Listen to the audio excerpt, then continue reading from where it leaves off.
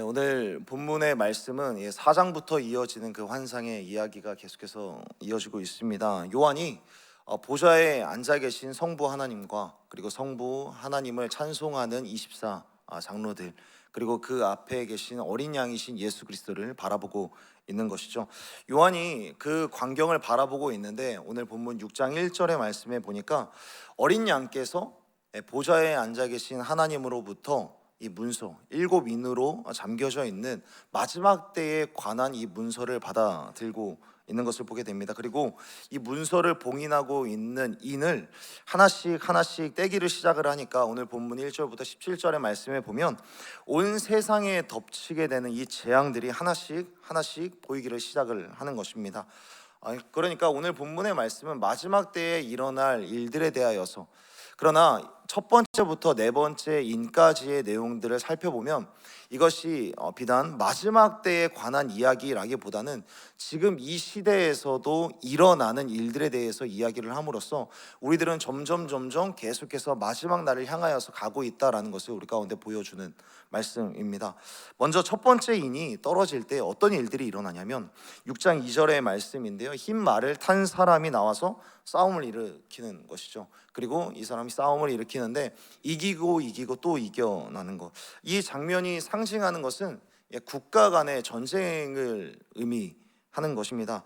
흰 말을 타고 활을 든 사람의 이 이미지는, 그러니까 지금 이 시대로 따지면 독수리와 또 파란 문양 그리고 흰 별을 보게 되면은 미국을 나타내는 것을 알 수 있듯이, 이 당시에는 이 흰 말을 탄 그리고 활을 잘 쏘는 사람, 이 이미지는 페르시아의 후예였었던 파르티아라는 국가를 상징을 하는 것인데, 이 당시에 이 나라가 로마에 굉장히 큰 공포심을 주었었던 나라였는데, 이러한 배경 속에서 이러한 모형은 국가 간의 전쟁을 보여주는 것으로서 기록이 되는 것입니다. 그리고 3절과 4절의 말씀에 보면 두 번째 인을 떼게 되는데 붉은 말이 나옵니다. 붉은 말이 나오는데 이 말씀에 보면 화평을 제하여 버리고 서로 죽이는 권세를 말하고 있습니다. 여기에서 이 붉은 말이라는 것은 무엇이냐면 내전을 이야기를 하는데, 칼로 하는 내전이 아니라 국민과 국민 사이에 분열이 일어나고 사람과 사람 사이에서 미움이 격화되는 것을 보여주는 겁니다. 이러한 모습들, 방금 전에 첫 번째 인을 떼었을 때도 그렇고 두 번째 인을 떼었을 때에도 지금 이 시대에 일어날 법한 이야기들을 계속해서 이야기를 하고 있는 겁니다. 지금 이 시대에도 일어나고 있는 국민 간의 분열, 정치와 성별의 분열, 그리고 더 나아가 세대를 통하여서 일어나는 갈등의 양극화와 극한 분노가 일어나는 것입니다. 세계적인 전쟁이 이어지고, 그리고 그 뒤에 붉은 말의 갈등과 내전의 상황, 이런 것은 지금 거의 모든 나라에서 일어나는 분열에 대한 이야기를 보여주고 있는 것이죠. 그리고 5절과 6절의 말씀에 보면 세 번째 인을 뗄 때에 검은 말이 나오는데, 이 말씀을 보게 되면 경제적인 기근과 극한 인플레이션을 보여주고 있는 것입니다. 6절에 보면 한 데나리온에 밀 한 돼, 그리고 보리 석 되라고 이야기를 하고 있습니다. 한 데나리온이라는 이 값은 하루 품삯입니다. 노동자가 하루 벌어들이는 품삯인데, 이것이 밀 한 돼, 보리 석대라고 이야기를 하는 것. 밀 한 돼, 보리 석대라는 것은 어린 아이가 한 끼를 먹을 수 있는 분량입니다. 지금으로 치면 우리가 하루 동안 열심히 노동을 해도 벌어들일 수 있는 돈이 고작 어린 아이가 한 끼를 먹을 만한 분량밖에 벌지 못한다라는 것을 이야기를 하는 것이죠. 지금으로 따지면 하루 동안 열심히 일을 해도 10,000원에서 15,000원 정도밖에 벌지 못하는, 그러니까 생필품과 자산 가격은 급격하게 상승을 하고 통화 가치, 화폐 가치가 급격하게 떨어지는 극한 인플레이션이 일어날 것이다, 기근이 일어날 것이다 라는 것에 대해서 이야기를 하고 있는 것이죠. 그리고 뒤이어서 7절과 8절에 보면은 네 번째 인을 떼게 됩니다. 네 번째 인을 뗄 때에는 청황색 말이 나오는데, 8절에는 이렇게 기록이 되어 있습니다. 청황색 말이 나오는데 그 탄 자의 이름은 사망이니 음부가 그를 뒤따르더라. 그들이 땅 4분의 1의 권세를 얻어 검과 흉령과 사망과 땅의 짐승들로서 죽이더라. 청황색 말을 탄 사람의 이름은 사망이다 라고 이야기를 하는데, 여기에서 이 사망, 죽음이다 라는 표현은 전염병을 통하여서 얻는 죽음을 의미를 하고 있습니다. 그리고 이러한 순서들, 네 번째까지의 인의 순서는 에스겔 14장 21절에 나타난 이 순서를 그대로 따르고 있는데, 칼과 기근과 짐승과 역병을 통해서 죽게 되는 현상이 일어나는 것입니다. 하나님은 하나님의 손 안에서 어떠한 재앙을 시작을 하실 때 전쟁을 먼저 일으키시고, 또 내전과 국민 사이의 분열과 미움과 갈등과 죽이고자 하는 징후가 태어나게 되고, 또 경제적인 기근과 인플레이션을 통하여서 많은 사람이 가난해지고 전염병이 생길 수 있다라는 것을 이야기를 하고 있는 것이죠. 여기까지가 첫 번째부터 네 번째 인을 떼었을 때 일어나는 일들이고, 또 그리고 그 이후에서는 다섯 번째 인에 대해서 이야기를 합니다. 다섯 번째 인을 떼는데 이번에는 앞선 네 가지의 재앙과는 다른 것이죠. 이번에는 심판이 아니라 땅에 묻혀져 있는 순교자들의 외침의 소리가 나타나게 됩니다. 그리고 그들은 이렇게 외칩니다. 하나님, 언제까지 이 땅 가운데, 이 세상 가운데 재난과 재앙을 내리실 것입니까? 그리고 우리들의 피값은 언제 갚아주실 것입니까? 라고 외치니까, 그러니까 주님께서 그때 당시에 어떤 구원과 의로움을 상징하는 흰색 두루마기를 그들에게 입혀주시면서 더 많은 순교자가 있어야 한다라는 것을 이야기를 합니다. 예수님을 믿는 사람이 더 있어야 하고, 박해를 이겨낼 순교자, 더 많은 그리스도인이 계속해서 생겨나야 한다라고 말하는 것입니다. 그러니까 이 말은 더 많은, 그러니까 마지막 날이 다가올수록 더 많은 박해자들이 있게 될 것을 말하고 있는데, 이건 역시도 지금도 계속해서 반복되는 이야기입니다. 지금 이 시대에도 누가 순교를 하냐라고 이야기를 하지만, 그러나 세계적인 선교 단체들의 통계들을 보게 되면 지금도 매해 5천 명의 순교자들이 일어난다라고 이야기를 하고 있고요. 이슬람권, 공산주의권, 또한 아프리카 부족과 같은 그런 토속 신앙지에서 정치적이거나 또 순수한 구제 사역을 하다가도 죽는 그런 순교자들이 계속해서 있어지게 되는 것을 지금 우리들은 여러 통계 자료를 통하여서 볼 수가 있습니다. 그러니까 마지막 때까지 이런 일들이 계속해서 일어난다는 겁니다. 그리고 여섯 번째 인을 떼니까 이제는 지구적인 재앙은 지나가고, 해가 빛을 잃고 달이 핏빛으로 변하고 별들이 떨어지고 하늘이 두루마리 말리는 것처럼 사라지게 되는 것을 말씀하고 있습니다. 중력도 사라지고 빛도 사라지고, 그리고 공간도 사라지고 시간도 사라지고 다 사라지는 것입니다. 다섯 번째 인까지는 인류 역사 모든 곳에서 반복되는 것이었는데, 지금까지의 역사 속에서 다 전쟁도 반복되었고, 기근도 반복되었고, 갈등과 내전도 반복되었고, 역사에서 이런 게 없었던 시대가 없었죠. 그런데 여섯 번째 인은 지금껏 없었던, 여섯 번째 인의 종류는 조금 다른 것이죠. 모든 것들이 사라지는데 그 순간에 아직까지 이성이 그리고 인격이 존재가 남아있는, 오늘 본문에 보면 왕족과 임금들, 그리고 장군들과 부자들, 강한 자들, 그러니까 이러한 사람들이 마지막 때에 그들이 일구었었던 모든 성취와 부와 권력과 모든 것들이 사라지게 되니까 차라리 산들과 바위, 온 세상이 그냥 덮쳐서 죽는 게 낫겠다 라고 생각을 하는데, 그들 가운데 죽지 않고 심판대 앞에, 진노의 큰 날 앞에 설 수밖에 없다라고 외치는 그 장면으로 17절이 마무리가 됩니다. 하나님의 심판대 앞에서 피할 수 있는 사람이 없다. 하나님의 심판대는 엄위하며 두려울 것이다 라는 것에 대하여서 이야기를 하고 있습니다. 그러니까 마지막 날에는 모든 것들이, 세상의 모든 성공과 성취, 모든 것들이 사라진다라고 이야기를 합니다. 사랑하는 여러분, 하나님은 오늘의 본문 이 요한계시록 6장을 통하여서 오늘을 살아가는 모든 성도들, 모든 세대들에게 무엇을 말씀하고 있는 것일까요? 마지막 날에 일어날 재앙에 대하여서, 그리고 모든 사람들은 심판대 앞에 서게 될 것, 진노의 큰 날 앞에 서게 될 것을 말씀을 하고 있습니다. 우리가 사는 동안 세계에서는 끊임없이 전쟁이 일어날 것이고요, 또 여론과 사람들 사이의 미움과 갈등과 분노, 그리고 이런 분노의 합리화가 일어날 것, 그리고 경제적인 인플레이션으로 많은 사람들이 고통을 받게 되고, 죽음의 역병과 전염병이 이미 우리가 경험했었던 코로나와 같은 전염병이 우리들을 덮칠지도 모른다. 그리고 믿음을 지키기 위하여서 여전히 순교하는 사람들이 계속해서 일어날 것에 대하여서, 더 나아가 세계 전쟁뿐 아니라 지구적인 재앙이 아닌 모든 공간이 사라지고 빛을 잃어버리는 때가 있을 것이다 라고 이야기를 하는 것인데, 그런데 이 재앙 속에서 더 놀라운 것은 무엇이냐면, 이 모든 재앙과 이 모든 재난은 누구의 손으로부터 시작이 됐냐라는 것입니다.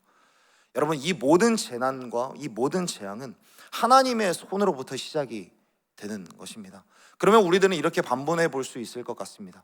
하나님은 사랑의 하나님이신데 사랑의 하나님이 이 끔찍한 심판을 내리시는 게 말이 되는가? 사랑의 하나님이 진노의 큰 날을 예비하신 것이 과연 말이 되는 것인가?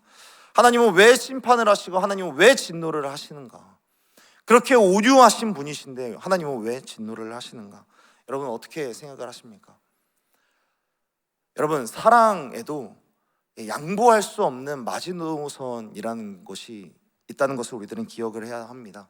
하나님은 우리를 너무 사랑하시죠. 그러나 하나님은 우리가 다른 것을 사랑하는 것을 두고 보실 수가 없는 것입니다. 마치 사랑하는 남편과 사랑하는 아내가 바람피는 것을 두고 볼 수 없듯이 사랑에는 넘지 말아야 할 마지노선이 있고 질투가 있고 넘어서면 안 되는 바운더리가 있는 것입니다. 하나님은 우리를 분명히 사랑하십니다. 하나님은 우리를 너무나도 사랑하시는 나머지 우리 역시 하나님을 사랑하기를 원하고 사람과 사람 사이에서 선한 도움과 나눔이 있기를 원하십니다. 그렇게 만들어진 것이 하나님의 손으로부터 창조된 우리, 그리고 지구, 그것이 우리, 그리고 모든 우주 입니다. 그런데 여러분, 그 계약이 깨지면요, 그 계약이 깨지면 하나님이 모든 것을 다 쓸어버려도 우리들은 할 말이 없는 것입니다. 하나님은 우리가 그분을 사랑하고 존귀히 여기고 선하게 살기를 바라십니다. 그런데 이 시대 첫 번째부터 다섯 번째 재앙까지 일어나는 일들 속에서 일어나는 우리의 이 지구 안에서 일어나는 일들을 한번 생각해 보십시오. 사람들의 마음이 하나님을 사랑하지 않습니다. 우리가 서로 사랑하기를 바라지만 사람들은 계산하고 재고 미워하고 분열합니다. 세상에 악이 가득 차는 것은 창세기 때나 우리 때나 요한계시록의 그 마지막 때나 마찬가지, 다 똑같을 것입니다. 그렇다면 하나님은 왜 이런 재앙을 내리시는가? 사실 여러분, 재앙을 내리시는 그 하나님의 일하심을 볼 때 그 과정들을 우리들은 유심히 살펴볼 필요가 있습니다. 하나님은 재앙을 내리실 때 우리들을 벌하시려고 내리시는 것이 아니라는 것을 우리들은 반드시 기억을 해야 되는데, 그런데 하나님께서는 그 재앙을 내리실 때 바로 재앙부터 내리시는가? 하나님은 재앙을 내리시기 전에 반드시 경고를 먼저 하시는 것입니다. 심판을 하시는 하나님은 재앙을 보내시는 것, 재앙에 대한 먼저 경고를 하시고 그 다음에 재앙을 주시고, 그리고 그 다음에 뭐가 있냐면 구원을 주시는 하나님이십니다. 재앙에 대한 경고가 있고 그 다음에 재앙이 있고 그리고 그 다음에 구원이 있는 겁니다. 여러분, 하나님은 경고 없이 재앙을 내리시는 분이 아니라는 거예요. 우리가 이 말씀을 읽는 이유, 하나님께서 이 말씀을 우리 가운데 먼저 주시는 이유가 무엇인가? 하나님께서는 우리들은 이 말씀을 통하여서 우리들이 깨닫기를 원하시는 것이죠. 마지막 날에 이러한 재앙이 있다. 하나님은 먼저 레드카드를 뽑으시는 분이 아니라는 것이죠. 하나님께서는 먼저 레드카드가 아니라 경고의 옐로카드를 먼저 꺼내시는 분이십니다. 노아를 생각해 보십시오. 100년 동안 방주를 지으라고 하나님께서 말씀을 하셨습니다. 사람들이 산 위에 방주를 보면서 100년 동안 계속해서 보게 하신 거예요. 경고가 하나님께서 이 방주를 통하여서 계속해서 보여주신 것이죠. 여러분, 이게 이 시대의 교회가 되어야 되는 것입니다. 곧 있을 세상에 대한 하나님의 심판을 보여주는 곳이 바로 교회가 되어야 한다는 것입니다. 그렇다면 왜 이런 재앙과 심판을 꼭 이야기를 해야 하는가? 여러분, 심판이 있어야 구원이 필요하기 때문인 것이죠. 여러분, 심판이 있기 때문에 구원이 필요한 겁니다.